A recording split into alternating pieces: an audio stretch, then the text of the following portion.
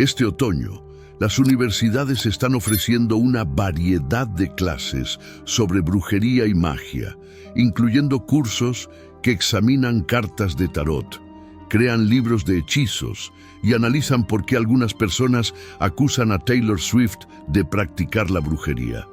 Esto es parte de un artículo publicado recientemente por The College Fix. Si miramos hacia el sur profundo, en el estado de Luisiana, se informó que recientemente se convirtió en el primer estado en requerir que los 10 mandamientos se exhiban en cada salón de clases de las escuelas públicas. Eso es algo bueno, ¿verdad? Pues la reacción fue que Luisiana fue demandada por exigir la exhibición de los 10 mandamientos en las aulas. Hoy me gustaría ofrecerte una perspectiva bíblica sobre los eventos actuales, basándome en la Biblia, en particular en Efesios 5:1, 15-16, que dice: «Mirad pues, con diligencia cómo andáis, no como necios, sino como sabios, aprovechando bien el tiempo, porque los días son malos».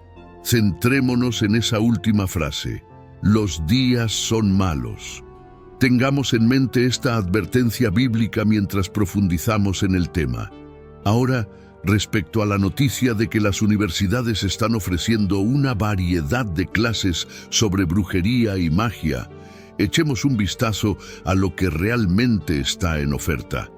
Según los informes, Princeton ofrecerá un curso titulado Visiones de hechizos en la Escuela de Fantasía y Ciencia Ficción, donde se analizarán las novelas de Harry Potter y otras ficciones fantásticas para explorar las instituciones educativas, la cultura y la política. La Universidad de Tain está ofreciendo una clase para estudiantes de primer año llamada Magia Antigua, Brujería Moderna, que se enfoca en la evolución de estas prácticas a lo largo del tiempo. El curso Historia de la Noche de Yale presenta un enfoque multidisciplinario para examinar cómo la noche se convirtió en el hogar de fantasmas, el diablo, las brujas y los muertos. Y uno de los cursos de la Universidad de Georgetown se centra en rituales, símbolos, chamanismo, estados de conciencia expandidos, posesión espiritual, magia, adivinación y brujería. Si piensas que esto es solo un fenómeno estadounidense, estás equivocado. En 2023 se informó que una nueva maestría en brujería, magia y ciencias ocultas se ofrecerá en septiembre de 2024 en la Universidad de Exeter, en Inglaterra, debido al creciente interés estudiantil. Demos un paso atrás por un momento y veamos lo que dice la Biblia en Isaías 5:20. «Ay de los que llaman al mal bien y al bien mal, que hacen de la oscuridad luz y de la luz oscuridad, que ponen lo amargo por dulce y lo dulce por amargo». Hoy en día estamos viendo cómo este versículo de Isaías cobra vida.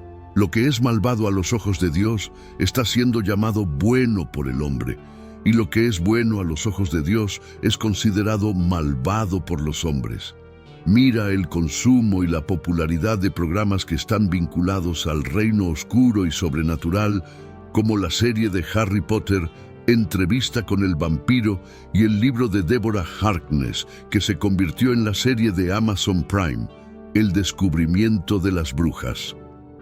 La Biblia es muy clara al afirmar que la brujería es malvada. La Biblia prohíbe la práctica de la hechicería, pero hoy en día hay un aumento en el número de personas que consultan abiertamente, ven y apoyan la brujería. Las personas que practican la brujería están invocando fuerzas espirituales que no son Dios.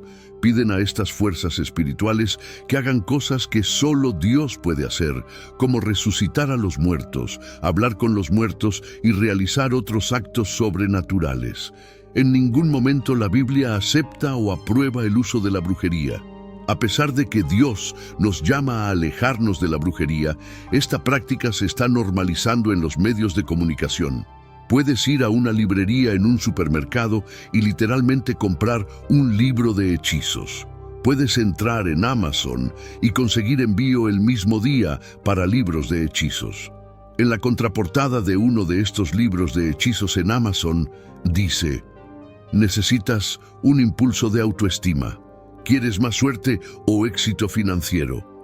¿Buscas añadir más magia a tu vida? Entonces este libro es para ti. Este libro no solo te dará los hechizos que necesitas, sino que también te proporcionará las razones detrás de los ingredientes y el mejor momento para realizarlos. Este libro ofrece hechizos que afirman ayudarte a encontrar el amor, aumentar la belleza, tener éxito en solicitudes de empleo, darte días de suerte, alejar la energía negativa, limpiar y purificar objetos, protegerte contra espíritus y maldiciones y mejorar tus sueños. Es increíble que puedas literalmente conseguir un libro de hechizos que promete bendecirte de maneras que solo Dios puede si dices un encantamiento y mezclas algunos ingredientes. Este no es un libro oculto que solo unos pocos pueden acceder. Puedes ir a Amazon y comprarlo por menos de $20. No solo hay libros sobre brujería que puedes comprar, sino que también está en la televisión, con numerosas películas y series sobre brujería. Algunas están basadas en la brujería real y otras en mundos imaginarios. Algunos programas y películas incluso consultan expertos en brujería para su producción.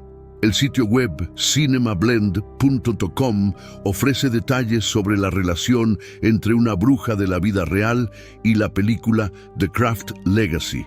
La directora de la película, Zoe Lister-Jones, quería que hubiera brujas en el set para hacer la película lo más auténtica posible. Aunque parecía que los actores estaban fingiendo practicar brujería, en realidad estaban realizando hechizos reales. Después de un día de rodaje, la directora dijo: «Hoy está aquí con nosotros nuestra bruja canadiense local y ha sido increíble tenerla en el set. Se asegura de que en las escenas donde estamos practicando rituales, los practiquemos de manera auténtica, y también ha sido de gran ayuda al abrir y cerrar círculos, porque la magia es real y queremos que todos se sientan seguros en los hechizos que están lanzando, aunque solo estemos haciendo una película».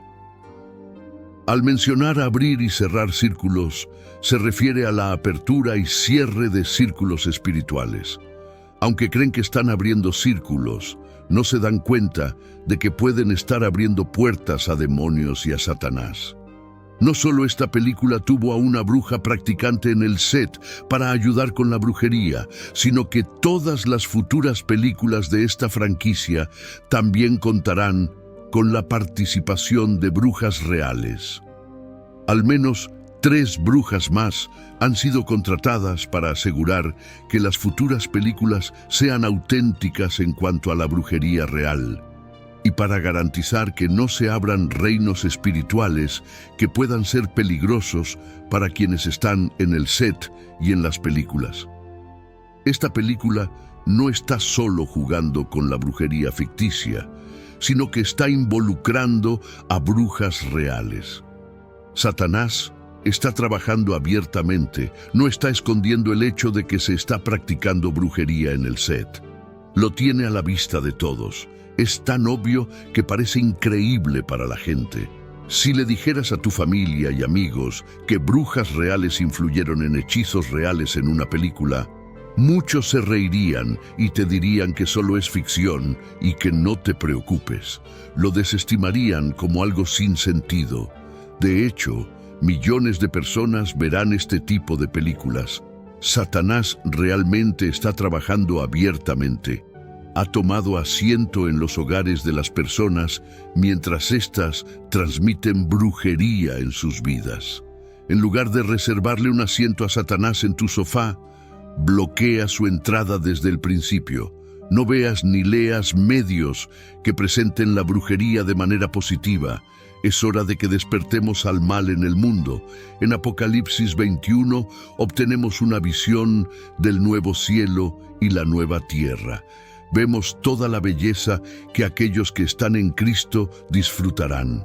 Al hablar del nuevo cielo y la nueva tierra, un ángel menciona a aquellos que no podrán participar en ellos. Apocalipsis 21:8 dice: «Pero los cobardes, incrédulos, abominables, homicidas, los fornicarios, los hechiceros, los idólatras y todos los mentirosos tendrán su parte en el lago que arde con fuego y azufre, que es la segunda muerte. Aunque todos hemos sido culpables de muchos de esos pecados, aquellos que no se arrepientan y se vuelvan a Jesús serán etiquetados por esos pecados al final de su vida.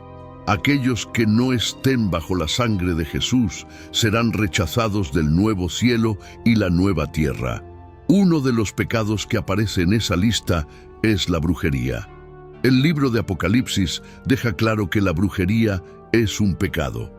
Por si ver la brujería en una lista no es suficiente, también la encontramos en el libro de Gálatas.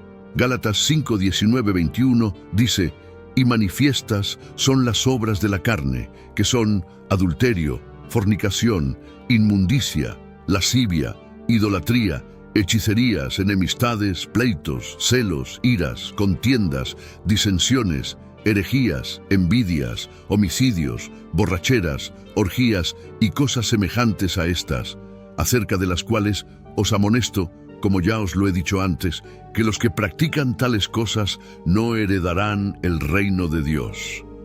Muchas personas no son conscientes de que lo que consumimos, lo que escuchamos y vemos continuamente, tiene un efecto espiritual en nosotros. Algunas de estas cosas que consumimos nos cierran y apagan nuestra sensibilidad espiritual. Nos volvemos complacientes, cómodos y ciegos a las maquinaciones del enemigo, lo que nos deja en un estado de vulnerabilidad a los ataques e influencias del diablo. Sin embargo, las cosas de Dios, como la palabra de Dios, la oración y escuchar la palabra de Dios, fortalecen y vivifican nuestro espíritu, y como resultado nos convertimos en cristianos más fuertes, valientes y vigilantes contra el enemigo. Había un hombre que absolutamente despreciaba a su vecino. En su mayor parte, su vecino era una persona agradable, alguien que no causaba problemas y que hacía pequeñas charlas amistosas cuando surgía la oportunidad. Un hombre en la comunidad era bien conocido por ser servicial y siempre dispuesto a ayudar a los demás. Sin embargo, otro hombre, su vecino, lo despreciaba. Y no era por algo que el vecino hubiera hecho o por su carácter. La razón de su desprecio era la envidia. El vecino parecía tener siempre todo bajo control. Su jardín siempre estaba impecable, conducía coches más grandes y mejores, y tenía un trabajo mucho más lucrativo. Todo esto creó un ambiente propicio para que la envidia creciera, lo que yo llamo el mal de ojo, una mirada llena de celos que impide ver las bendiciones que Dios nos da. El libro de Santiago habla sobre los celos. En Santiago 3:16 dice: porque donde hay envidia y ambición personal, allí hay desorden y toda práctica perversa. Cuando sentimos envidia, causamos desorden, lo que afecta no solo a nosotros mismos, sino también a las personas a nuestro alrededor. En el siguiente capítulo, Santiago 4:2-3, nos enseña más sobre la envidia. Codiciáis y no tenéis, matáis y ardéis de envidia y no podéis alcanzar, combatís y lucháis, pero no tenéis lo que deseáis porque no pedís. Pedís y no recibís, porque pedís mal, para gastar en vuestros deleites. Aquí, Santiago nos muestra que cuando codiciamos y sentimos envidia, nuestro corazón está desviado. A menudo pedimos cosas incorrectas, buscando satisfacer nuestros propios deseos en lugar de cumplir la voluntad de Dios. Mucha gente malinterpreta las palabras de Jesús cuando dice: pidan lo que quieran en mi nombre y lo recibirán. Jesús no nos está diciendo que si simplemente añadimos en el nombre de Jesús al final de una oración, recibiremos lo que pedimos. El Señor no es una máquina expendedora que nos da lo que queremos si presionamos los botones correctos.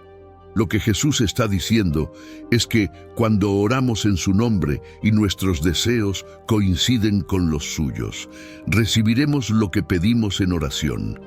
Santiago está haciendo el mismo punto aquí.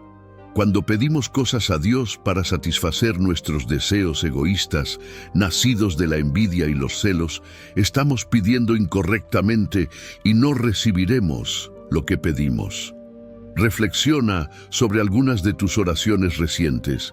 ¿Estás orando para que Dios cumpla ciertas cosas en tu vida con el fin de satisfacer tus deseos egoístas?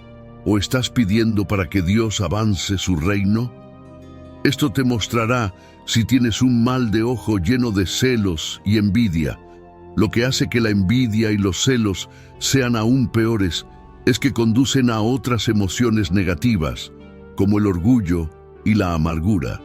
Si sientes envidia por las posesiones de otra persona, puedes empezar a amargarte porque ellos tienen lo que tú no tienes.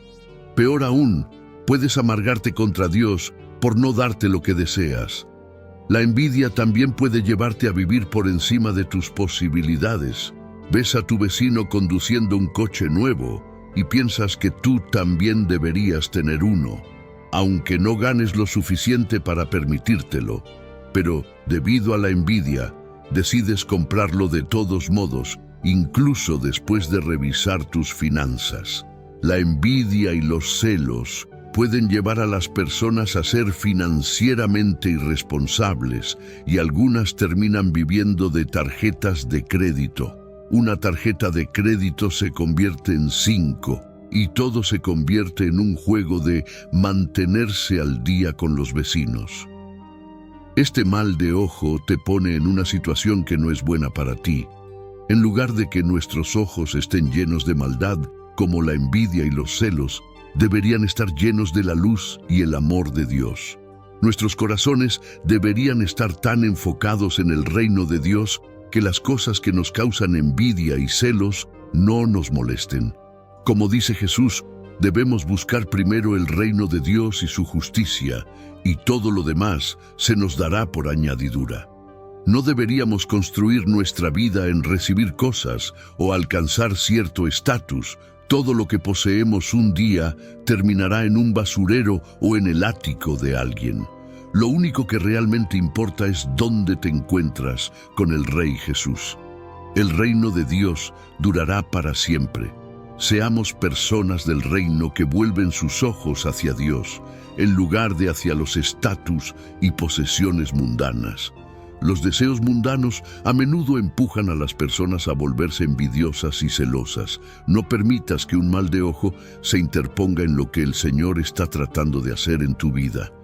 Tómate un tiempo para orar y examinar tu propio corazón para ver si ese mal de ojo está obstaculizando lo que el Señor está tratando de hacer. La Biblia nos llama a todos a examinarnos a nosotros mismos. Lamentaciones 3:40 dice: examinemos nuestros caminos y volvamos al Señor. Esto me dice que cada creyente necesita probar y examinarse a sí mismo para determinar su verdadero estado espiritual. ¿Estás totalmente comprometido con Jesucristo o hay algún compromiso en tu vida? ¿Hay alguna aceptación del pecado? 1 Corintios 11:28 dice: por tanto, examínese cada uno a sí mismo, y entonces coma del pan y beba de la copa. Examina lo que toleras en tu vida. ¿A qué le das espacio? ¿Hay algún orgullo, envidia o celos en tu vida? ¿Realmente te has examinado y evaluado dónde te encuentras con Jesús? Creo que es importante que cada uno de nosotros pruebe y vea si las actitudes de nuestro corazón, alma y mente están en perfecta alineación con las de Jesucristo. Guarda tu corazón, santos, es crucial. Con demasiada frecuencia nos preocupamos por cosas que no benefician a nuestro corazón o nuestra alma, cuando en cambio deberíamos estar comprometidos a decir: Jesús, puedes tener mi corazón. Para que Jesucristo realmente tenga tu corazón, debes saber que eres el guardián de tu corazón. Puedes dejar entrar lo divino y también puedes dejar entrar lo impío. Puedes permitir cosas que renovarán tu mente y la transformarán según el estándar del Señor, o puedes permitir que cosas que contaminan tu mente entren en tu corazón. En cuanto a lo que escuchas, tú y yo necesitamos aprender a escuchar con filtros. Aprende a ser discernidor cuando se trata de tus oídos. porque los efectos de lo que escuchas penetran profundamente en tu corazón. Una vez más, Proverbios 4:23 dice: sobre toda cosa guardada, guarda tu corazón, porque de él mana la vida. La importancia de guardar nuestro corazón no puede ser subestimada. El corazón es el centro de nuestras emociones, pensamientos y deseos. Si permitimos que el orgullo, la envidia y los celos se alojen en nuestro corazón, corremos el riesgo de alejarnos del propósito que Dios tiene para nosotros. Es crucial que estemos atentos a lo que permitimos que entre en nuestro corazón y mente, porque estas influencias moldean nuestra perspectiva y nuestras acciones. En nuestras vidas diarias estamos constantemente expuestos a mensajes que nos instan a desear más, a compararnos con los demás y a perseguir cosas que no son esenciales para nuestra relación con Dios. Las redes sociales, la publicidad y las expectativas sociales pueden sembrar semillas de insatisfacción en nosotros, haciéndonos sentir que no tenemos suficiente o que no somos lo suficientemente buenos. Sin embargo, debemos recordar que nuestra identidad y valor no están definidos por lo que poseemos o por lo que logramos en este mundo, sino por nuestra relación con Jesucristo.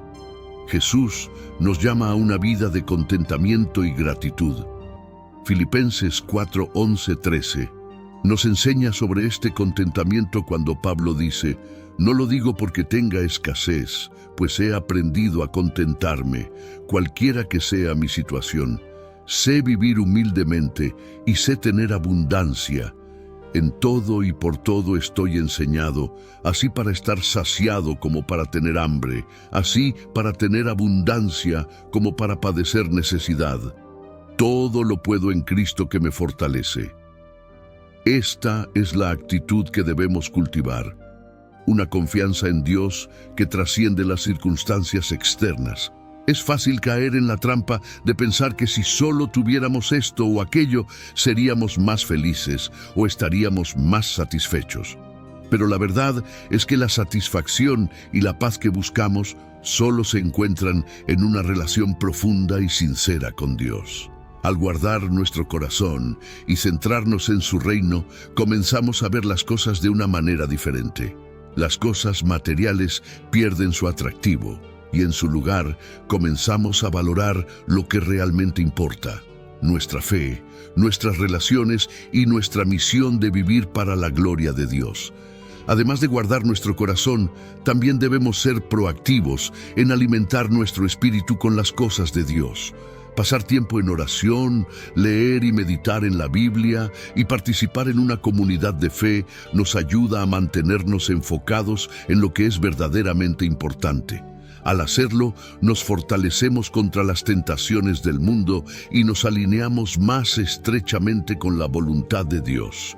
Cuando nuestras vidas están alineadas con la voluntad de Dios, comenzamos a experimentar una transformación profunda. Romanos 12:2 nos exhorta: no os conforméis a este siglo, sino transformaos por medio de la renovación de vuestro entendimiento, para que comprobéis cuál sea la buena voluntad de Dios, agradable y perfecta. Esta transformación no ocurre de la noche a la mañana, sino que es un proceso continuo de rendición y renovación diaria. A medida que permitimos que Dios renueve nuestra mente y corazón, nos volvemos más como Cristo, reflejando su amor, su paz y su justicia en todo lo que hacemos. Finalmente, debemos recordar que no estamos solos en este viaje. Dios ha prometido estar con nosotros en cada paso del camino. Cuando nos sentimos tentados a ceder a la envidia o al orgullo, podemos recurrir a Él en busca de ayuda. Hebreos 4:16 nos anima: acerquémonos pues confiadamente al trono de la gracia para alcanzar misericordia y hallar gracia para el oportuno socorro. Dios es fiel y Él nos dará la fuerza y la sabiduría que necesitamos para vivir vidas que le honren. Así que guarda tu corazón con diligencia, busca primero el reino de Dios y confía en que Él proveerá para todas tus necesidades. Al hacerlo, encontrarás una paz y una satisfacción que el mundo no puede ofrecer, y estarás preparado para resistir las tentaciones del mal y vivir plenamente en la gracia y el amor de Dios.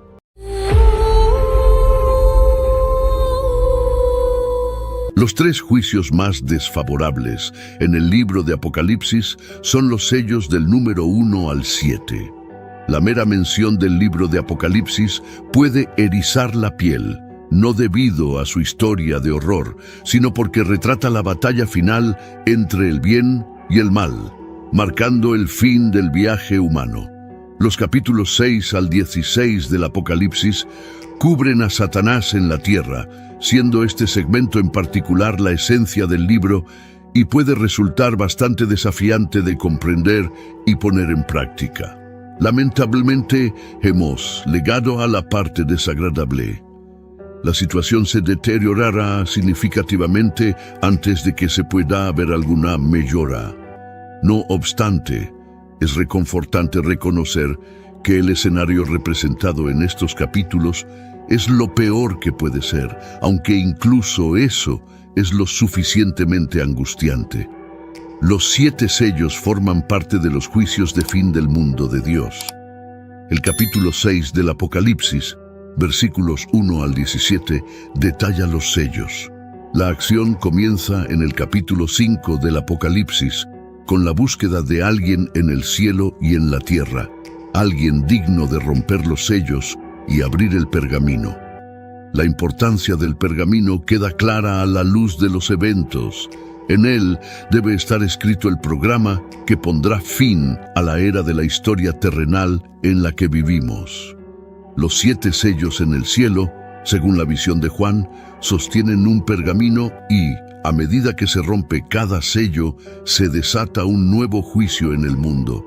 Los juicios de las trompetas y los juicios de las copas vienen después de los juicios de los sellos. La búsqueda de alguien digno de abrir el pergamino celestial en Apocalipsis 5 es el preludio a la apertura de los 7 selos.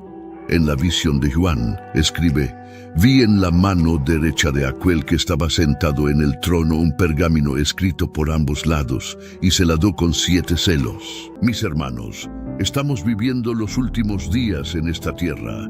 Quiero resaltarles que todas las profecías ya se están cumpliendo y está llegando el momento del fin. Te pregunto ahora, si hoy fuera el día del arrebato de la iglesia, ¿estás preparado? He decidido liberar para ti mi libro digital, la Biblia de la A a la Z.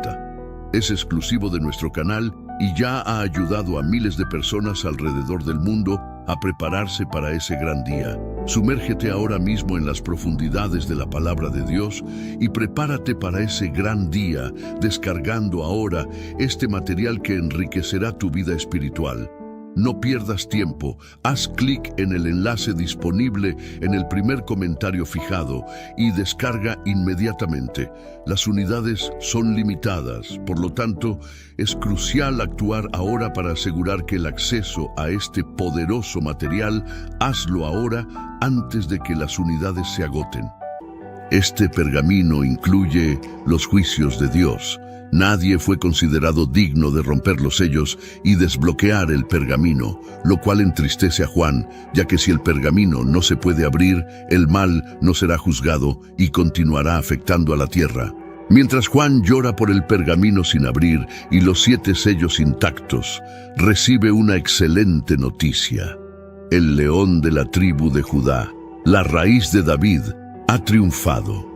Él es capaz de abrir los sellos, y estos 7 sellos son una representación de Jesucristo, el Cordero sacrificado, que también es el león del juicio. Mientras Jesús toma el pergamino para abrir los sellos y pronunciar juicio sobre el mundo incrédulo, los seres en el cielo lo glorifican con una nueva canción en Apocalipsis, capítulo 5, versículo 9, y cantaban un nuevo cántico de gloriosa redención, diciendo: «Digno y merecedor eres de tomar el pergamino y de romper sus sellos, porque fuiste sacrificado con tu sangre. Compraste gente para Dios de toda tribu, lengua, pueblo y nación. Los hiciste un reino de sacerdotes para nuestro Dios y reinarán sobre la tierra. Juan capítulo 5 versículo 22. Porque el Padre no juzga a nadie, sino que ha dado todo juicio, dejando la prerrogativa de juzgar al Hijo, poniéndolo completamente en sus manos. El Cordero comienza a abrir los celos en medio del culto que le es debido. El pergamino se enrola un poco más con cada celo que se rompe, exponiendo los juicios que Dios tiene reservados para el tiempo de tribulación, poco a poco. Los primeros 4 de los 7 sellos se abren, liberando lo que se conoce como los 4 jinetes del Apocalipsis, porque los juicios aparecen metafóricamente como un caballo y su jinete llevando destrucción en su camino. El primer sello introduce al anticristo, según se detalla en el capítulo 6 del Apocalipsis, versículos 1 y 2. Vi cuando el Cordero, Cristo, rompió uno de los 7 sellos del pergamino, iniciando los juicios, y oí a una de las 4 criaturas vivientes clamar con voz de trueno: «Ven». Miré, y he aquí un caballo blanco de victoria, y el que lo montaba llevaba un arco, y le fue dada una corona, y salió venciendo y para vencer. Se pueden obtener varios detalles de la Biblia. En su montura, él cabalga un caballo blanco que representa la paz al inicio de la tribulación. El anticristo aparecerá bajo la apariencia de traer la paz mundial durante la tribulación. Al anticristo se le otorga una corona, indicando que ejercerá un poder enorme. Avanza como un conquistador decidido a la conquista mientras sostiene un arco, revelando sus verdaderas intenciones. El segundo sello desata una gran batalla en el mundo, cuando el Cordero libera el segundo sello, representado por un jinete en un caballo rojo ardiente que empuña una espada enorme. Apocalipsis capítulo 6, versículos 3 y 4. Cuando el Cordero rompió el segundo sello, escuché que la segunda criatura viviente clamaba fuerte: «Ven». Y he aquí salió otro caballo, rojo y de sangre, y al que lo montaba se le dio el poder de quitar la paz de la tierra, para que los hombres se masacraran entre sí, y se le dio una gran espada de guerra y muerte violenta.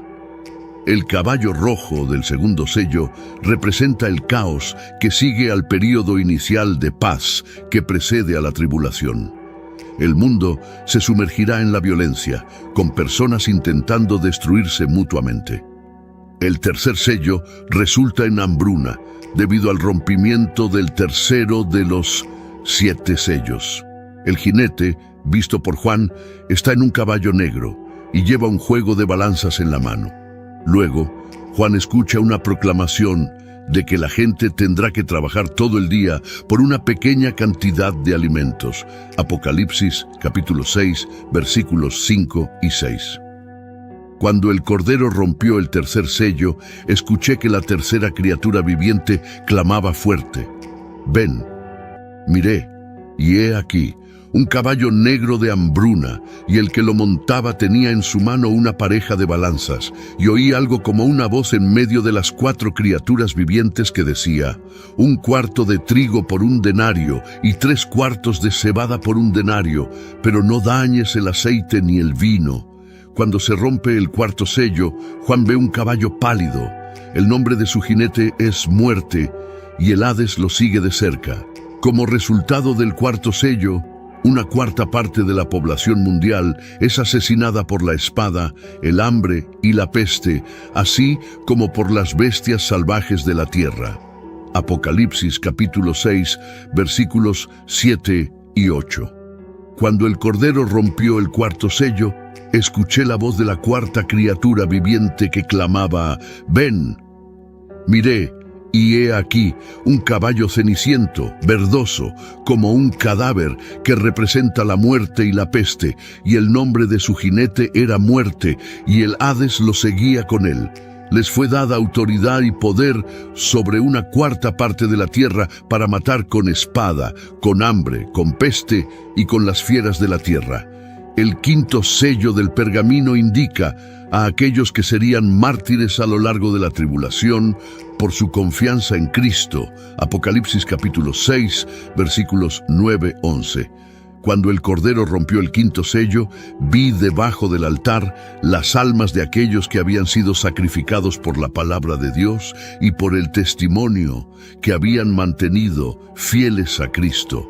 Clamaban con voz fuerte diciendo: «Oh Señor santo y verdadero, ¿hasta cuándo antes de que te sientes en juicio y vengues nuestra sangre sobre los no regenerados que moran en la tierra?»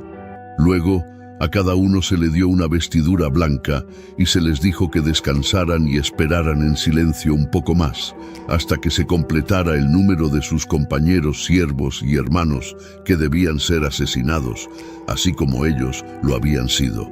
Cuando el Cordero de Dios rompe el sexto sello, ocurre un gran terremoto que inflige una destrucción masiva y fenómenos astronómicos extraordinarios. Apocalipsis capítulo 6, versículos 12-14. Miré cuando el Cordero rompió el sexto sello y hubo un gran terremoto. El sol se puso negro como un cilicio hecho de pelo de cabra, y toda la luna se volvió como sangre. Y las estrellas del cielo cayeron a la tierra como una higuera arroja sus higos tardíos cuando es sacudida por un fuerte viento. El cielo se dividió y se separó de la tierra y se enrolló como un pergamino, y todos los montes e islas fueron removidos de sus lugares. Los supervivientes del sexto sello, independientemente de su estatus social, buscan refugio en cavernas y claman a las montañas y rocas que caigan sobre ellos y los escondan del rostro de aquel que está sentado en el trono y de la ira del Cordero, porque ha llegado el gran día de su ira y ¿quién podrá sostenerse? Después de la apertura del sexto de los 7 sellos, sigue una interrupción en el libro de Apocalipsis. Apocalipsis capítulo 8, verso 1. Cuando el Cordero rompió el séptimo sello, hubo silencio en el cielo como por media hora, en asombro del juicio inminente de Dios. Los juicios que conducirán al final de la tribulación ahora son evidentes en el pergamino y son tan severos que todo el cielo queda en silencio. El séptimo sello claramente anuncia el inicio de la próxima ronda de juicios, ya que Juan ve instantáneamente a 7 ángeles sosteniendo 7 trompetas listas para sonar. Un octavo ángel toma un incensario y quema mucho incienso en él, indicando las peticiones del pueblo de Dios. Apocalipsis capítulo 8, verso 5. Entonces el ángel tomó el incensario, lo llenó con fuego del altar y lo arrojó a la tierra, y hubo truenos, estruendos, relámpagos y un terremoto. Cuando se completan los juicios de los 7 sellos, comenzará la segunda fase de la tribulación, que incluye los 7 juicios de las trompetas. Número 2, las 7 trompetas. En Apocalipsis capítulos 8 y 9, Juan describe un tiempo cercano al final del mundo, cuando los ángeles tocan 7 trompetas. Cada trompeta anuncia la llegada de una nueva ronda de juicio sobre la gente de la tierra. Las 7 trompetas se describen en Apocalipsis, capítulos 8 y 9, así como en Apocalipsis capítulo 11, versículos 15 al 19. Las trompetas representan desastres, y los juicios anunciados por las 7 trompetas ocurrirán durante el período de tribulación al final del mundo. 7 ángeles que están en la presencia de Dios reciben 7 trompetas que serán utilizadas para desatar otra ronda de juicios. La primera trompeta, Apocalipsis capítulo 8, versículo 7. El primer ángel tocó la trompeta y hubo una tormenta de granizo y fuego mezclados con sangre y fueron arrojados a la tierra. Una tercera parte de la tierra fue quemada. Una tercera parte de los árboles fue quemada y toda la hierba verde fue quemada. Esta plaga destruye 1/3 de los árboles del mundo y consume toda la hierba. Este juicio guarda cierta similitud con la 7ª plaga de Egipto. La segunda trompeta, Apocalipsis capítulo 8, versículos 8-9. El segundo ángel tocó la trompeta y algo como una gran montaña ardiendo en llamas fue arrojado al mar. Una tercera parte del mar se convirtió en sangre y murió una tercera parte de los seres vivientes en el mar y se destruyeron una tercera parte de las naves. En el cielo, un segundo ángel toca una trompeta y como resultado, algo parecido a una enorme montaña en llamas es lanzado al mar.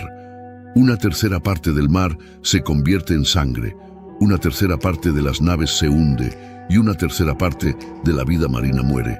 Este juicio es similar en algunos aspectos a la primera plaga en Egipto. La tercera trompeta, Apocalipsis capítulo 8, versículos 10-11. El tercer ángel tocó la trompeta y cayó del cielo una gran estrella, ardiendo como una antorcha, y cayó sobre la tercera parte de los ríos y sobre las fuentes de las aguas. El nombre de la estrella es ajenjo, y una tercera parte de las aguas se convirtió en ajenjo, y mucha gente murió por las aguas, porque se hicieron amargas. El juicio de la tercera trompeta es similar al segundo, pero afecta a los lagos y ríos de agua dulce en lugar de los océanos. Una gran estrella llamada ajenjo cae del cielo y envenena un tercio de las fuentes de agua, causando la muerte a muchas personas. La cuarta trompeta, Apocalipsis capítulo 8, versículos 12-13. El cuarto ángel tocó la trompeta y fue herida la tercera parte del sol, la tercera parte de la luna y la tercera parte de las estrellas, de modo que se oscureció la tercera parte de ellos, y el día no resplandeció por la tercera parte de él, y la noche de igual manera. Después miré, y oí a un águila volando en medio del cielo que decía a gran voz: ¡Ay, ay, ay! De los que habitan en la tierra, a causa de los otros toques de trompeta que están por tocar los tres ángeles. El cuarto de los 7 sellos trae cambios en los cielos. Una tercera parte del sol, la luna y las estrellas son golpeadas, oscureciendo un tercio de ellos. Después de este juicio, Juan observa una advertencia especial pronunciada por un águila que vuela por el cielo. Este águila clama en voz alta: ¡Ay, ay, ay! De los que habitan en la tierra, por los otros toques de trompeta que están por sonar de los 3 ángeles restantes. Por esta razón, el quinto, sexto y séptimo toque de trompeta se conocen como los 3 ayes. La quinta trompeta, Apocalipsis capítulo 9, versículos 1-5. El quinto ángel tocó la trompeta, y vi una estrella que cayó del cielo a la tierra. Se le dio la llave del pozo del abismo. Abrió el pozo del abismo, y subió humo del pozo como humo de un gran horno. Y el sol y el aire se oscurecieron por el humo del pozo. Del humo salieron langostas sobre la tierra, y se les dio poder, como tienen poder los escorpiones de la tierra. Se les dijo que no dañaran la hierba de la tierra, ni ninguna cosa verde, ni ningún árbol, sino solo a los hombres que no tienen el sello de Dios en sus frentes. A estos no se les permitió matarlos, sino solo atormentarlos por 5 meses, y su tormento era como el tormento de un escorpión cuando pica al hombre. El ángel del abismo sirve como el rey de estas langostas demoníacas. En hebreo se le conoce como Abadón y en griego como Apolión, que significa destructor. Las langostas mismas se describen en términos inusuales, se asemejan a caballos listos para la batalla, están vestidas con algo que se asemeja a coronas de oro y sus caras son vagamente humanas. Tienen cabello que parece de mujer, dientes de león y alas que suenan como el estruendo de muchos caballos y carros que se apresuran a la batalla. Llevan corazas de hierro y tienen aguijones en sus colas, al igual que los escorpiones. A estas criaturas se les dará la autoridad para atormentar a cualquier persona que no lleve el sello de Dios. El dolor que causarán será tan insoportable que los afectados desearán morir. Abadón Napoleón es el gobernante del abismo y el rey de estas langostas demoníacas. La sexta trompeta, Apocalipsis capítulo 9, versículos 13-15. El sexto ángel tocó la trompeta, y oí una voz de entre los 4 cuernos del altar de oro que está delante de Dios, diciendo al sexto ángel que tenía la trompeta: desata a los 4 ángeles que están atados junto al gran río Éufrates. Y fueron desatados los 4 ángeles que habían sido preparados para la Jorá, el día el Mesiel halló, a fin de matar a la tercera parte de los hombres. Estos 4 ángeles malvados comandan un ejército sobrenatural que mata a 1/3 de la humanidad cuando la sexta trompeta suena. Una voz desde los 4 cuernos del altar de oro ante Dios da la orden de liberar a estos ángeles. Los ángeles son liberados y están preparados para llevar a cabo esta tarea en un momento específico del tiempo conocido por Dios, calvario de miles y miles, para masacrar a 1/3 de la humanidad. Los jinetes llevaban corazas rojas, azules oscuras y amarillas. Sus caballos tenían cabezas de león, y de sus bocas salía fuego, humo y azufre, mientras que sus colas eran como serpientes. Utilizaban tanto sus bocas como sus colas para matar. A pesar de la gravedad y horror de estas plagas, los supervivientes en la tierra aún se negaban a arrepentirse, continuaban en su idolatría, asesinato, hechicería, inmoralidad sexual y robo. La séptima trompeta, el tercer ay, suena, y voces fuertes en el cielo proclaman que el reino del mundo ha llegado a ser el reino de nuestro Señor y de su Mesías, y Él reinará por los siglos de los siglos. Apocalipsis capítulo 11, versículo 15. Los 24 ancianos dicen que ha llegado el momento de destruir a aquellos que destruyen la tierra. Obviamente, Dios está a punto de poner fin a todo de una vez por todas. Al sonar la séptima trompeta, el templo de Dios se abre en el cielo y dentro de su templo se ve el arca de su pacto. Se producen relámpagos, estruendos, truenos, un terremoto y una fuerte tormenta de granizo. Versículo 19. Las 7 trompetas han llegado a su fin y todo está listo para los 7 ángeles con las 7 copas de la ira de Dios, quienes están dentro del templo ahora abierto, listos para avanzar y traer los juicios finales sobre la tierra. Apocalipsis capítulo 15. Número 3. Las 7 copas del Apocalipsis.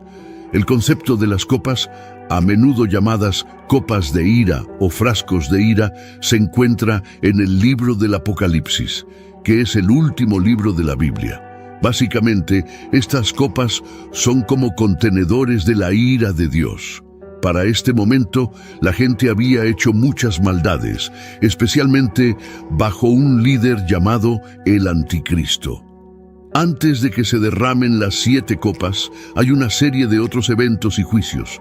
La primera copa, Apocalipsis capítulo 16, comienza con una voz fuerte desde el templo que dice a los 7 ángeles: «Id y derramad en la tierra las 7 copas de la ira de Dios». Entonces el primer ángel fue y derramó su copa sobre la tierra, y se produjo una plaga maligna y dolorosa en las personas que tenían la marca de la bestia y adoraban su imagen. El ángel, llevando su copa, se acercó a la tierra y vació su contenido. Inmediatamente ocurrió un cambio aterrador. Aquellos que llevaban la marca de la bestia y adoraban su imagen, el emblema mismo de su rebelión contra el Creador, fueron repentinamente afligidos por una llaga malévola y dolorosa. Orgullosos de mostrar antes su marca, ahora sufrían con llagas dolorosas en su piel. Las marcas se habían convertido en llagas. La segunda copa, después de la primera que trajo llagas dolorosas a aquellos que tenían la marca de la bestia, los cielos se prepararon para otro acto trascendental. El ángel se adelantó con su copa llena de un líquido misterioso. Apocalipsis capítulo 16, versículo 3, relata el momento en que el segundo ángel derramó su copa en el mar y se convirtió en sangre como la de un muerto, y murió todo ser viviente en el mar. Al tocar las aguas de la tierra, comenzó una transformación estremecedora.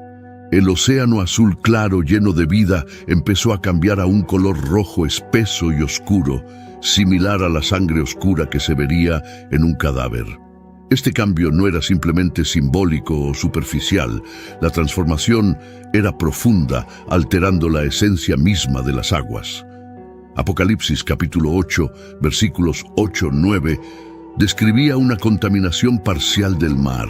La contaminación aquí es completa. Todo ser viviente en el mar murió. La tercera copa, los ríos y manantiales tampoco son perdonados. También se convierten en sangre. El elemento esencial de la vida se transforma en un símbolo de la muerte. Apocalipsis capítulo 16, versículo 4. Esta contaminación completa contrasta con la contaminación parcial de 1/3 de las aguas dulces, mostrada en Apocalipsis 8. Frente a tal terrible juicios, la visión de Juan sirve como una advertencia contundente, instándonos a prestar atención a las palabras del Todopoderoso, a apartarnos de la maldad y a buscar el refugio que solo se encuentra en la gracia de Dios. La cuarta copa. Llegó el momento de la cuarta copa. Un ángel se adelantó sosteniendo el próximo recipiente de juicio. El objetivo de esta copa no era ni la tierra ni el agua, sino el mismo sol que ilumina el cielo. Apocalipsis, capítulo 16, versículo 8. Y el cuarto ángel derramó su copa sobre el sol, y se le dio poder para quemar a las personas con fuego. De repente las cosas comenzaron a cambiar. El sol, que siempre había sido una fuente de luz, calor y sustento, recibió un nuevo y terrible poder. Comenzó a quemar la tierra con una intensidad nunca antes vista. Era insoportable. En todas partes, la gente sentía como si estuvieran atrapados en un horno, con su piel chisporroteando bajo el fuego implacable desde arriba. El dolor era intenso, quemándose a través de cada hueso, cada fibra de sus seres. Y mientras eran abrasados por el gran calor, en lugar de recurrir a Dios por misericordia, sus corazones se endurecieron. Sacudieron sus puños al cielo, no pidiendo ayuda, sino mostrando enojo y falta de respeto hacia Dios.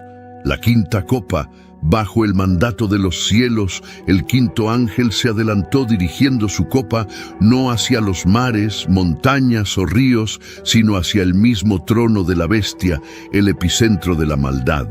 Apocalipsis capítulo 16, versículo 10.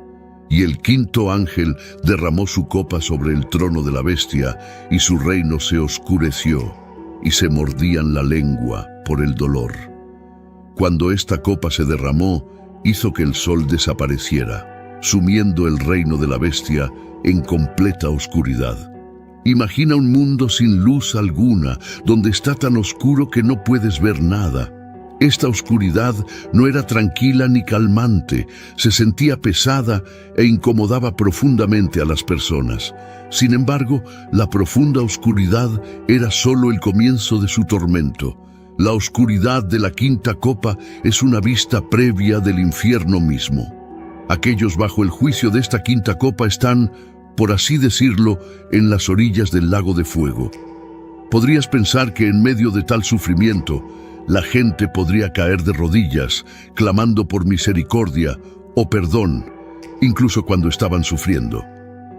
En lugar de pedir perdón, eligieron resistir las advertencias de Dios. En lugar de pedir ayuda o rezar, hablaron con falta de respeto. La sexta copa. En su mano, el sexto ángel sostenía una copa llena del juicio de Dios. Estaba claro que este recipiente tenía un propósito divino, y el ángel comprendía la gravedad de su contenido. Todo el cosmos parecía detenerse en anticipación de lo que estaba a punto de suceder. El ángel derramó su copa sobre las aguas del gran río Éufrates, un evento de tal magnitud que solo podría ser mejor descrito por Juan, quien fue testigo. Apocalipsis capítulo 16, versículo 12.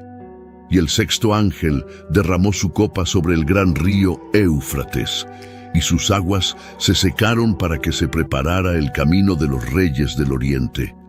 A medida que las aguas del gran río Éufrates bajaban, lo que solía bloquear el camino ahora se convertía en un sendero claro.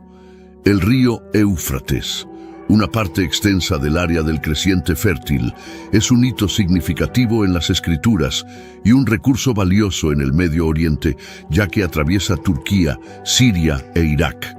La séptima copa, en los cielos, la escena era dramática.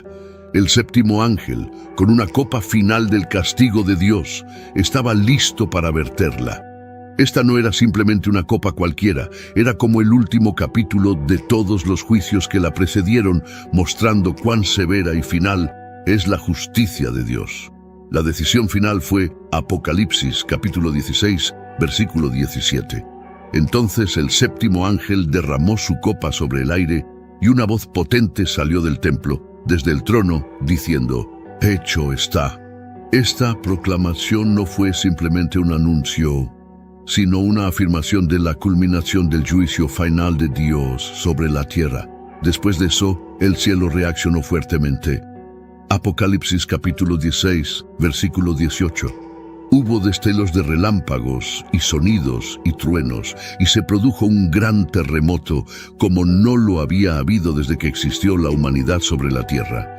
Tan grande y tan poderoso no fue un terremoto común. Fue la tormenta más potente que el mundo jamás había visto. El intenso terremoto fue un testimonio de cuán seria era la última decisión de Dios, y la naturaleza se alteró en el mundo espiritual debido a ello. A medida que el polvo se asentaba, otra revelación profunda surgió. Babilonia, esa gran ciudad que representa el orgullo humano, la desafío y la decadencia, fue recordada ante Dios y, en esa memoria, se le entregó la copa de su ira feroz. Una ciudad que una vez fue formidable y dominante, ahora se fragmentó y se dividió en tres partes distintas, y su destrucción no fue un evento aislado. Alrededor del mundo, otras ciudades, bastiones de la civilización humana, se desmoronaron y colapsaron en rápida sucesión. La grandeza de los logros humanos se estaba reduciendo rápidamente a ruinas. Este anuncio, proveniente del trono mismo, nos dice que no habrá más demora en la misericordia. Dios ha extendido esta escena tanto como le fue posible. Los sellos fueron seguidos por las trompetas fueron seguidas por las copas, pero no habrá más juicios sobre la tierra después de esto. Está hecho. En estos juicios finales, Dios sacude la tierra con un tremendo terremoto. Ante el caos, es natural preguntarse cómo reaccionó la humanidad. Idealmente, uno esperaría arrepentimiento o reconocimiento de la mano divina en acción. Sin embargo, incluso cuando caían enormes piedras de granizo desde el cielo, el espíritu humano permanecía terco. En lugar de buscar perdón o comprensión, la gente blasfemó contra Dios. Apocalipsis capítulo 16, versículo 21. Grandes piedras de granizo, cada una del peso de un talento, cayeron del cielo sobre las personas, y las personas blasfemaron contra Dios por la plaga del granizo, porque fue una plaga extremadamente severa. Sus corazones, endurecidos por años de rebelión, no podían comprender la magnitud de su error. Así, la séptima copa no fue simplemente una demostración del poder de Dios, sino una clara indicación de la fragilidad humana y las consecuencias de la desafiante persistencia. La historia sirve como un recordatorio solemne de que, aunque Dios es paciente y misericordioso, llega un momento en que la justicia debe prevalecer. El libro de Apocalipsis habla sobre el fin del mundo y el plan final de Dios. Con cada copa derramada, la urgencia y la gravedad del juicio de Dios se vuelven más claras. El propósito de los eventos descritos no es causar miedo, sino enfatizar las consecuencias significativas de una sociedad que rechaza a su Creador. La historia presenta la ira de Dios, Los juicios sirven como un testimonio profundo de la indignación justa de Dios contra la maldad y la rebelión de la humanidad. A medida que se vierte cada copa, la tierra experimenta calamidades sin precedentes, desde llagas dolorosas que afligen a las personas, Apocalipsis capítulo 16, versículo 2, hasta el sol quemando la tierra con un calor intenso, Apocalipsis capítulo 16, versículo 8. Es crucial entender por qué estos eventos son significativos. Según la Biblia, son como piezas de un rompecabezas que encajan en una imagen más grande. Estos sucesos son parte del gran plan de Dios, que sirve como un recordatorio de que Dios controla todo.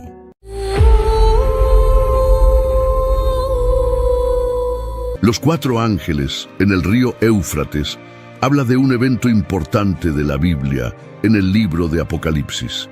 Se trata de un mensaje especial encontrado en Apocalipsis 9, 14, 15.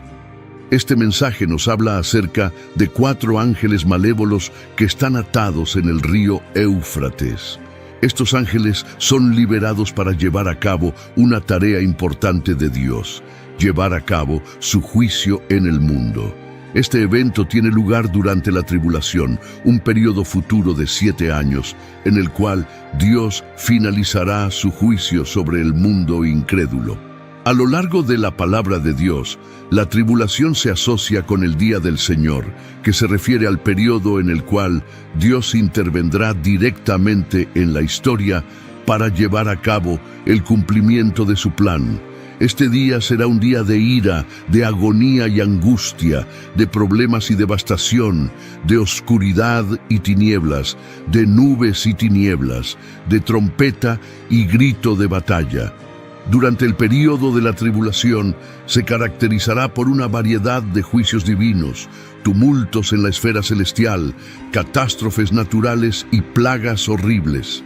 Este evento tiene lugar en el río Éufrates, un río significativo mencionado en la Biblia que es conocido como el lugar donde comenzó la civilización humana y siempre se ha visto como un símbolo de vida y límites. Cuando el Éufrates es mencionado en el libro de Apocalipsis, adquiere un nuevo significado y se convierte en un símbolo clave en los eventos que la Biblia predice que ocurrirán en el futuro. Esta narrativa es parte de una serie de visiones vistas por Juan, el autor de Apocalipsis, que representan los eventos que conducen al fin del mundo y al juicio final. La visión comienza con el sonido de la 6ª trompeta, que es una señal de que eventos significativos están a punto de desarrollarse. Está escrito: el 6º ángel tocó la trompeta, y oí una voz que venía de los 4 cuernos del altar de oro que estaba delante de Dios. Apocalipsis 9:13. Considera las palabras de Apocalipsis 9, 14, 15 que dicen: suelta a los 4 ángeles que están atados junto al gran río Éufrates. Y fueron desatados los 4 ángeles que estaban preparados para la hora, el día, el mes y el año, a fin de matar a la 3ª parte de la humanidad. Esta parte de la Biblia es fascinante y un tanto aterradora, ya que muestra un momento en el cual Dios interviene y el mundo que conocemos se encuentra con el mundo espiritual de una manera importante, con serias consecuencias para todas las personas. Esta profecía nos recuerda la importancia de reflexionar profundamente y estar más conscientes, recordándonos sobre la soberanía de Dios. Juicio, redención y dominio sobre todo lo que sucede en la historia. La historia de los 4 ángeles, atados pero liberados, marca un gran cambio en el relato del fin del mundo. Nos muestra la imparcialidad de Dios. Al explorar este tema, se nos anima a reflexionar profundamente sobre las predicciones de Apocalipsis, el juicio de Dios y la comprensión de la historia y el destino humanos. Es como embarcarse en un viaje hacia una de las partes más desconcertantes e interesantes de la Biblia, alentándonos a explorar nuestras creencias, miedos y esperanzas sobre el futuro. La liberación de estos ángeles tiene como propósito causar una gran destrucción, ya que se les permite matar a 1/3 de la humanidad. Sin embargo, la pregunta es, ¿por qué Dios permitiría la muerte de 1/3 de la humanidad? No hay una relación necesaria entre estos 4 ángeles y los 4 ángeles mencionados en Apocalipsis 7 o 1. Podrían ser los mismos 4 ángeles, pero también es posible que no lo sean. Sea quien sea, están preparados para la hora, el día, el mes y el año de la liberación de este juicio. Leemos que fueron liberados asumiendo que son ángeles malignos. Aunque esto podría no ser el caso, es probable que sean ángeles malévolos. A pesar de todo, son instrumentos del propósito divino. Los langostas demoníacas detalladas anteriormente en Apocalipsis solo eran capaces de causar estragos en los seres humanos. Sin embargo, estos 4 ángeles tienen el poder de llevar a cabo una masacre a una escala sin precedentes. Estos ángeles solo son despertados cuando Dios lo considera apropiado, y su área de acción se limita a una porción específica de la humanidad. Cumplen la voluntad de Dios en el momento designado. El río Éufrates fue una característica geográfica prominente en la antigua Babilonia y sirvió como límite del antiguo Imperio Romano. Además, el Éufrates está vinculado al primer pecado, Génesis 2, 10, 14, al primer asesinato, Génesis 4, 16, a la primera rebelión organizada contra Dios, Génesis 11, 1, 9, y a la primera confederación en la guerra, Génesis 14, 1. Estos eventos se encuentran en el libro de Génesis. La descripción del ejército liderado por estos ángeles se encuentra en Apocalipsis 9, 16, 19. El número de tropas de caballería era 2 veces 10.000 veces 10.000, es decir, 200 millones. Escuché el número de ellos y así vi a los caballos y a sus jinetes en mi visión. Los jinetes llevaban corazas del color del fuego, jacinto y azufre, y las cabezas de los caballos parecían las cabezas de leones. De sus bocas salía fuego, humo y azufre, azufre ardiente. 1/3 de la humanidad fue asesinado por estas 3 plagas, el fuego, el humo y el azufre que salían de las bocas de los caballos, porque el poder de los caballos para hacer daño está en sus bocas y en sus colas, ya que sus colas son como serpientes y tienen cabezas, y con ellas hacen daño. Leemos que el número del ejército de los jinetes era de 200 millones. ¿Es este número figurativo o literal? Es posible que el número no deba tomarse literalmente, sino que simplemente sugiere un ejército imposible de contar y mayor que cualquier cosa que la humanidad haya visto. Los jinetes se describen en términos extraños y grotescos. Esta es una imagen extremadamente potente de terror, destrucción y la connotación de demonios. Leemos sobre el ejército de los jinetes. Se trata de un ejército normal o uno sobrenatural. ¿Es esta una legión de soldados humanos o un ejército de hordas demoníacas? Si lo que se describe es un ejército natural de hombres, entonces la extraña descripción podría estar refiriéndose a la guerra moderna mecanizada. Es posible que Juan simplemente use las palabras a su disposición para representar la maquinaria moderna. Por eso la historia que relata es tan extraña y aterradora. Quizás la interpretación más segura sea ver esto como un ejército literal de 200 millones de personas, pero un ejército demoníaco invadiendo la tierra. Esto desarrolla aún más el concepto del ejército demoníaco, que se asemeja a langostas, introducido anteriormente en el Apocalipsis. El resto de la humanidad que no es asesinado por estas plagas no se arrepintió ni siquiera ante las obras de sus manos, para dejar de adorar y rendir homenaje a los demonios y a los ídolos de oro, plata, bronce, piedra y madera, que ni pueden ver, ni oír, ni andar. y no se arrepintieron de sus asesinatos, ni de sus hechicerías, drogas, ni de su inmoralidad sexual, ni de sus robos. Leemos que el resto de la humanidad que no es asesinado por estas plagas no se arrepintió. A pesar de la aparición de señales y milagros bastante abrumadores, la mayoría de la humanidad no mostró evidencia de arrepentimiento. En cambio, la gente persistió en la adoración de sus ídolos de una manera más o menos habitual. No cesaron de adorar a los demonios, ya sea de manera consciente o inconsciente.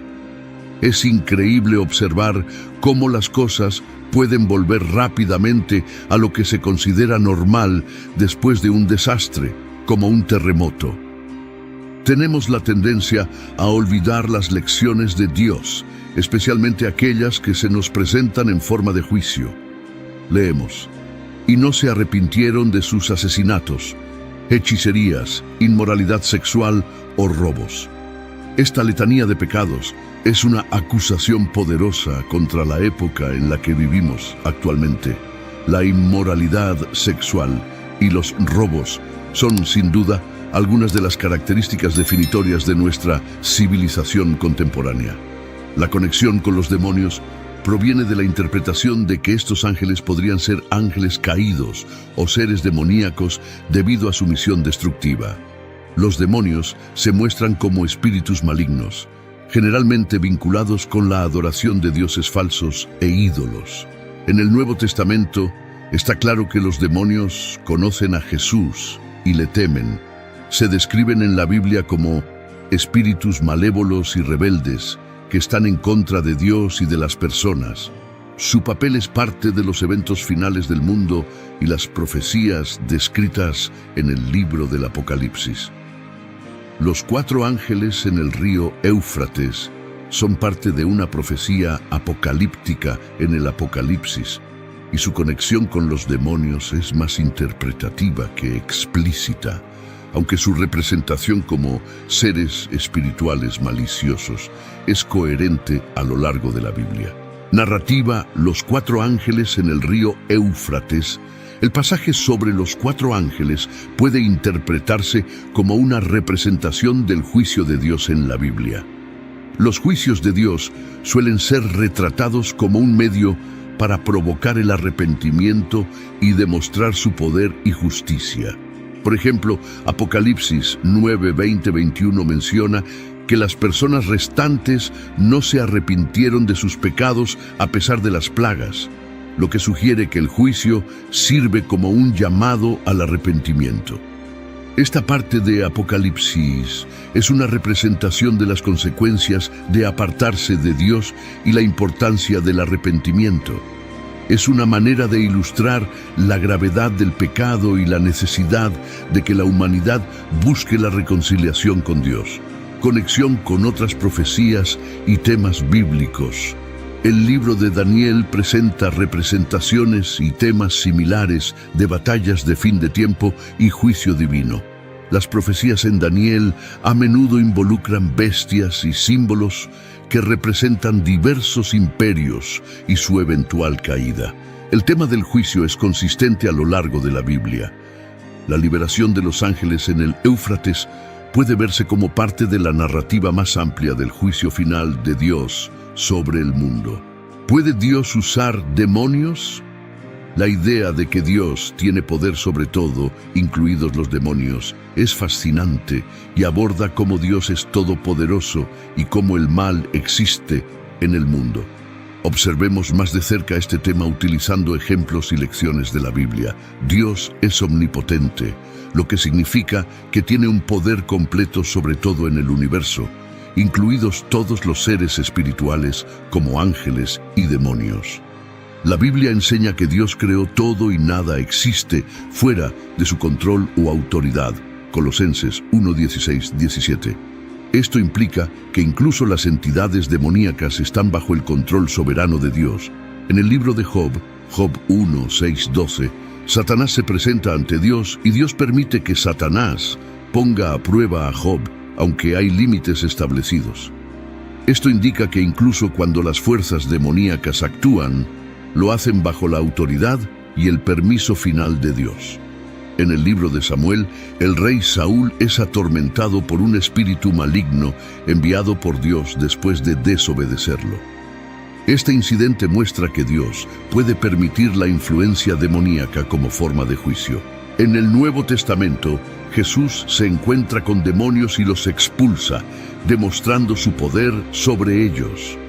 Esto también muestra que Dios puede utilizar actividades demoníacas para resaltar su poder y autoridad.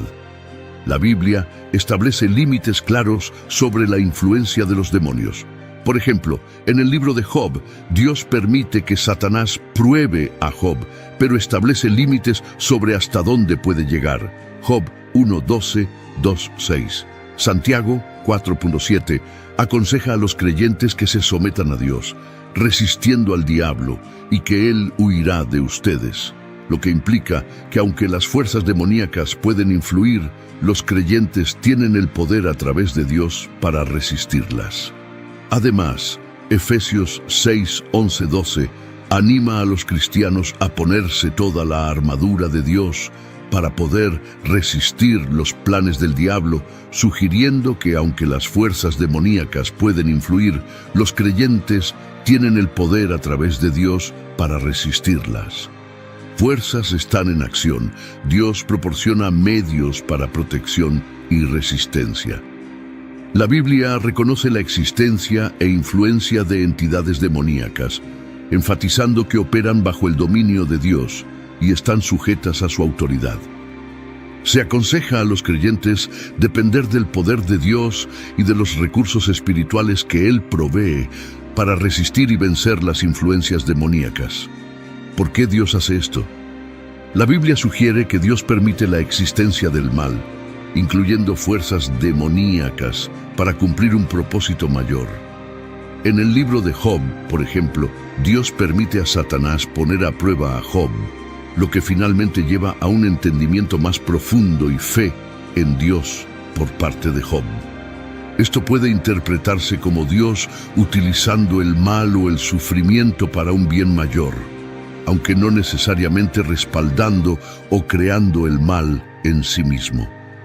Es un tema complejo que a menudo lleva a discusiones sobre el libre albedrío y la naturaleza de la soberanía de Dios. La reconciliación de la existencia del mal y el sufrimiento con la naturaleza amorosa y justa de Dios se conoce comúnmente como el problema del mal. La Biblia aborda este problema de diversas maneras. Por ejemplo, Romanos 8:28 dice: «Y sabemos que en todas las cosas interviene Dios para bien de quienes le aman, de quienes han sido llamados conforme a su propósito», lo que sugiere que Dios puede sacar el bien del mal o el sufrimiento.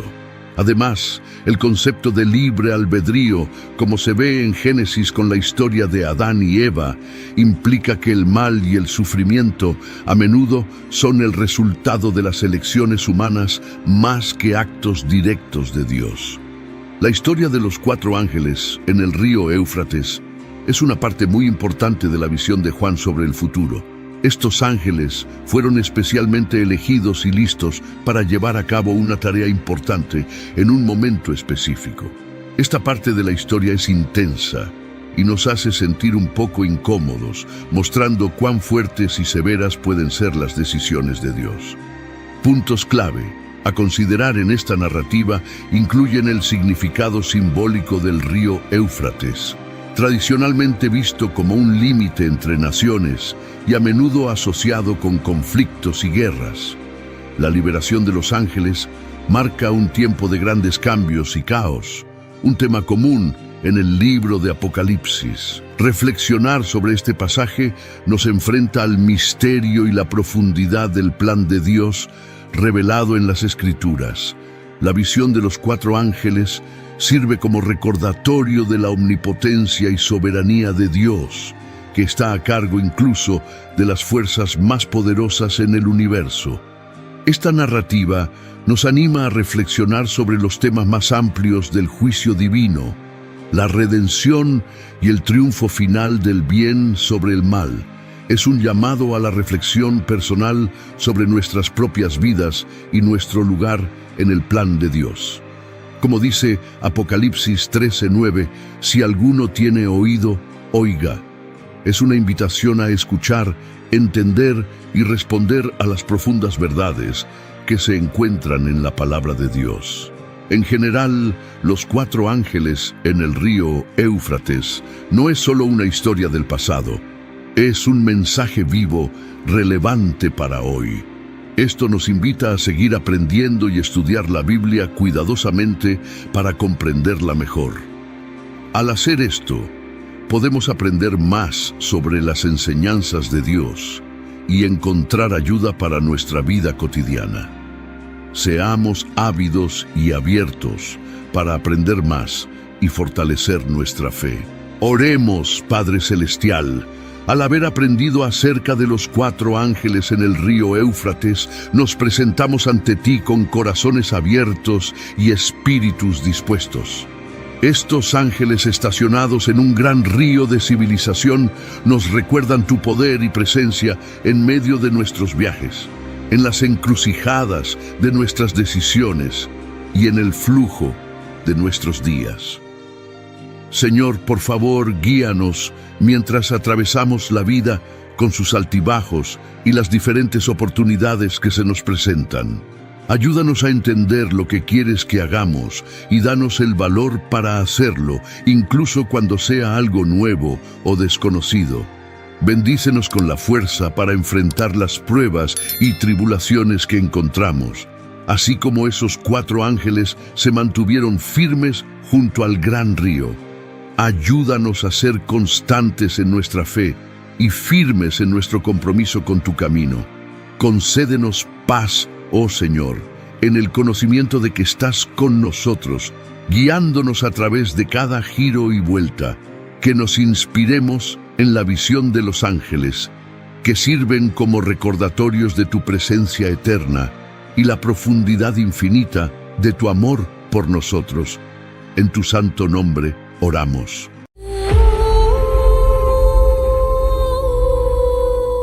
Los 4 ángeles en el río Éufrates habla de un evento importante de la Biblia en el libro de Apocalipsis. Se trata de un mensaje especial encontrado en Apocalipsis 9, 14, 15. Este mensaje nos habla acerca de 4 ángeles malévolos que están atados en el río Éufrates. Estos ángeles son liberados para llevar a cabo una tarea importante de Dios, llevar a cabo su juicio en el mundo.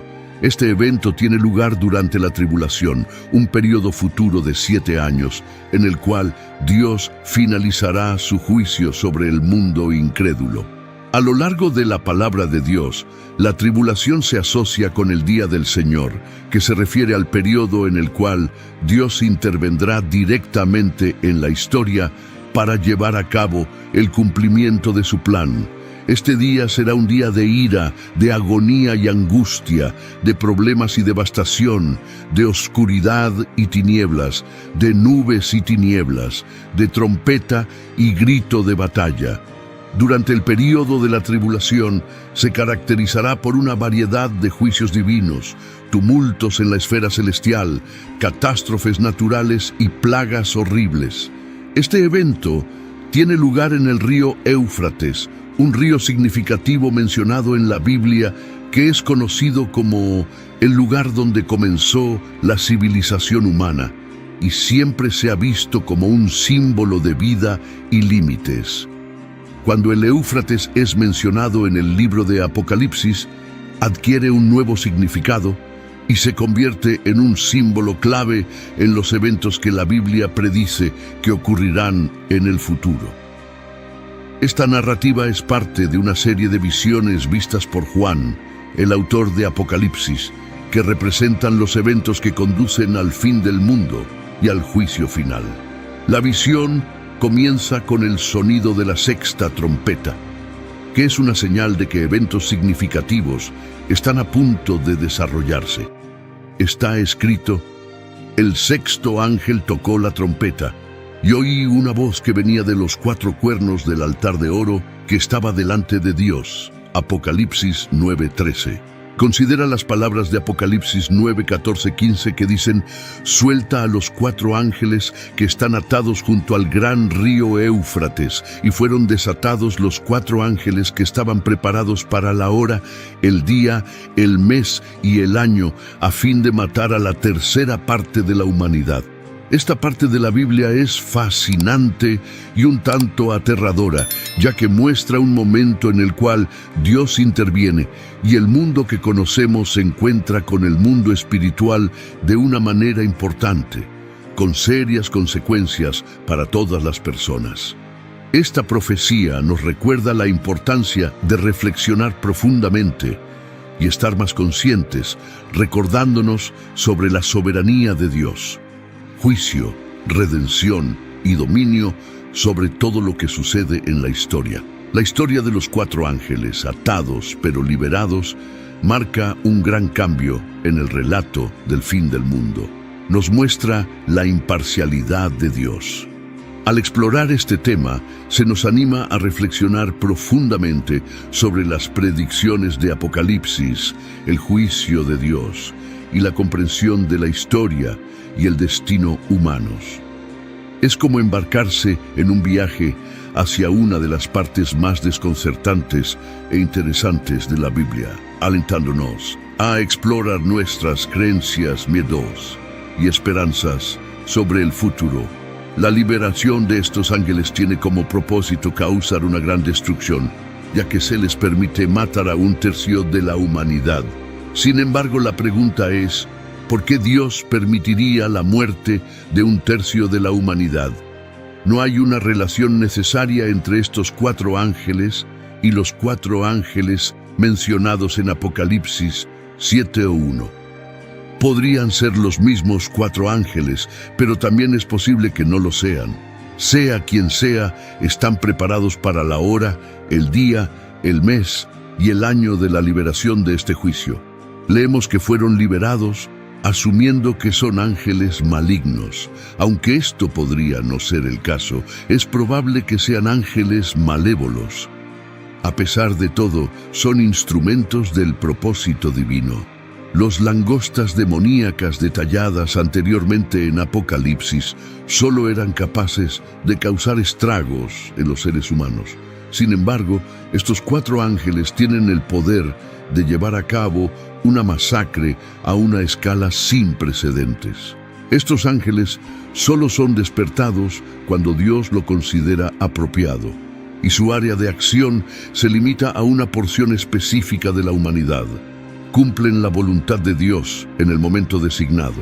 El río Éufrates fue una característica geográfica prominente en la antigua Babilonia y sirvió como límite del antiguo Imperio Romano.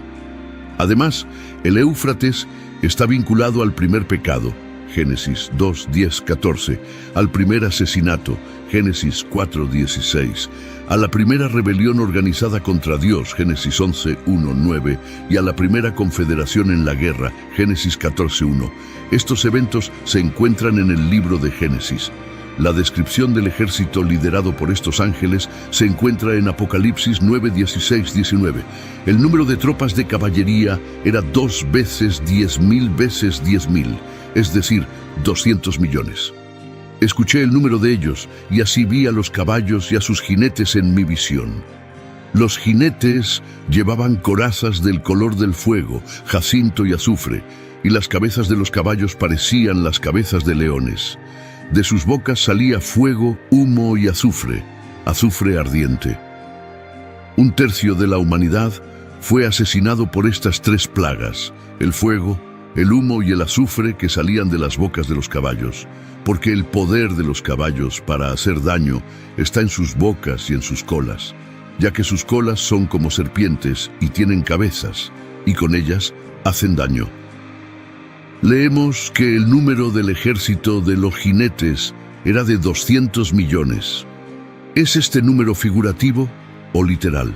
Es posible que el número no deba tomarse literalmente, sino que simplemente sugiere un ejército imposible de contar y mayor que cualquier cosa que la humanidad haya visto. Los jinetes se describen en términos extraños y grotescos. Esta es una imagen extremadamente potente de terror, destrucción y la connotación de demonios. Leemos sobre el ejército de los jinetes. Se trata de un ejército normal o uno sobrenatural. ¿Es esta una legión de soldados humanos o un ejército de hordas demoníacas? Si lo que se describe es un ejército natural de hombres, entonces la extraña descripción podría estar refiriéndose a la guerra moderna mecanizada. Es posible que Juan simplemente use las palabras a su disposición para representar la maquinaria moderna. Por eso la historia que relata es tan extraña y aterradora. Quizás la interpretación más segura sea ver esto como un ejército literal de 200 millones de personas, pero un ejército demoníaco invadiendo la tierra. Esto desarrolla aún más el concepto del ejército demoníaco, que se asemeja a langostas, introducido anteriormente en el Apocalipsis. El resto de la humanidad que no es asesinado por estas plagas no se arrepintió ni siquiera ante las obras de sus manos, para dejar de adorar y rendir homenaje a los demonios y a los ídolos de oro, plata, bronce, piedra y madera, que ni pueden ver, ni oír, ni andar.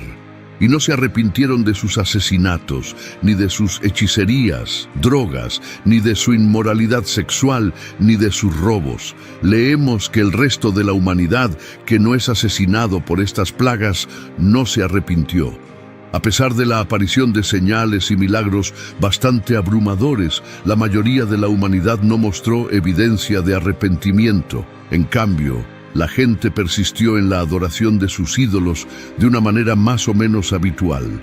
No cesaron de adorar a los demonios, ya sea de manera consciente o inconsciente. Es increíble observar cómo las cosas pueden volver rápidamente a lo que se considera normal después de un desastre, como un terremoto. Tenemos la tendencia a olvidar las lecciones de Dios, especialmente aquellas que se nos presentan en forma de juicio. Leemos: y no se arrepintieron de sus asesinatos, hechicerías, inmoralidad sexual o robos. Esta letanía de pecados es una acusación poderosa contra la época en la que vivimos actualmente. La inmoralidad sexual y los robos son, sin duda, algunas de las características definitorias de nuestra civilización contemporánea. La conexión con los demonios proviene de la interpretación de que estos ángeles podrían ser ángeles caídos o seres demoníacos debido a su misión destructiva. Los demonios se muestran como espíritus malignos, generalmente vinculados con la adoración de dioses falsos e ídolos. En el Nuevo Testamento está claro que los demonios conocen a Jesús y le temen. Se describen en la Biblia como espíritus malévolos y rebeldes que están en contra de Dios y de las personas. Su papel es parte de los eventos finales del mundo y las profecías descritas en el libro del Apocalipsis. Los 4 ángeles en el río Éufrates son parte de una profecía apocalíptica en el Apocalipsis, y su conexión con los demonios es más interpretativa que explícita, aunque su representación como seres espirituales maliciosos es coherente a lo largo de la Biblia. Narrativa: los 4 ángeles en el río Éufrates. El pasaje sobre los 4 ángeles puede interpretarse como una representación del juicio de Dios en la Biblia. Los juicios de Dios suelen ser retratados como un medio para provocar el arrepentimiento y demostrar su poder y justicia. Por ejemplo, Apocalipsis 9, 20, 21 menciona que las personas restantes no se arrepintieron de sus pecados a pesar de las plagas, lo que sugiere que el juicio sirve como un llamado al arrepentimiento. Esta parte de Apocalipsis es una representación de las consecuencias de apartarse de Dios y la importancia del arrepentimiento. Es una manera de ilustrar la gravedad del pecado y la necesidad de que la humanidad busque la reconciliación con Dios. Conexión con otras profecías y temas bíblicos. El libro de Daniel presenta representaciones y temas similares de batallas de fin de tiempo y juicio divino. Las profecías en Daniel a menudo involucran bestias y símbolos que representan diversos imperios y su eventual caída. El tema del juicio es consistente a lo largo de la Biblia. La liberación de los ángeles en el Éufrates puede verse como parte de la narrativa más amplia del juicio final de Dios sobre el mundo. ¿Puede Dios usar demonios? La idea de que Dios tiene poder sobre todo, incluidos los demonios, es fascinante y aborda cómo Dios es todopoderoso y cómo el mal existe en el mundo.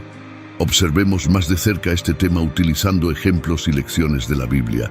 Dios es omnipotente, lo que significa que tiene un poder completo sobre todo en el universo, incluidos todos los seres espirituales como ángeles y demonios.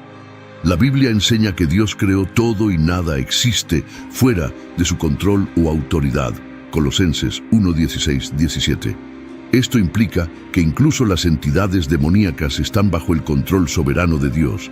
En el libro de Job, Job 1:6-12, Satanás se presenta ante Dios y Dios permite que Satanás ponga a prueba a Job, aunque hay límites establecidos.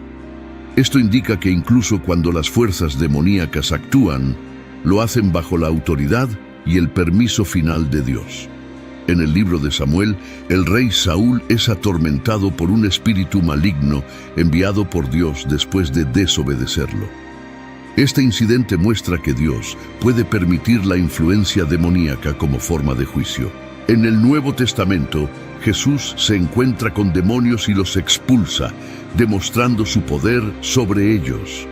Esto también muestra que Dios puede utilizar actividades demoníacas para resaltar su poder y autoridad. La Biblia establece límites claros sobre la influencia de los demonios. Por ejemplo, en el libro de Job, Dios permite que Satanás pruebe a Job, pero establece límites sobre hasta dónde puede llegar. Job 1:12, 2:6.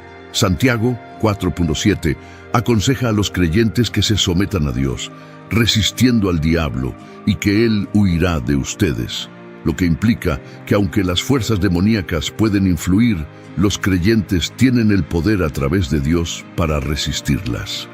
Además, Efesios 6:11-12 anima a los cristianos a ponerse toda la armadura de Dios para poder resistir los planes del diablo, sugiriendo que aunque las fuerzas demoníacas pueden influir, los creyentes tienen el poder a través de Dios para resistirlas. Fuerzas están en acción. Dios proporciona medios para protección y resistencia.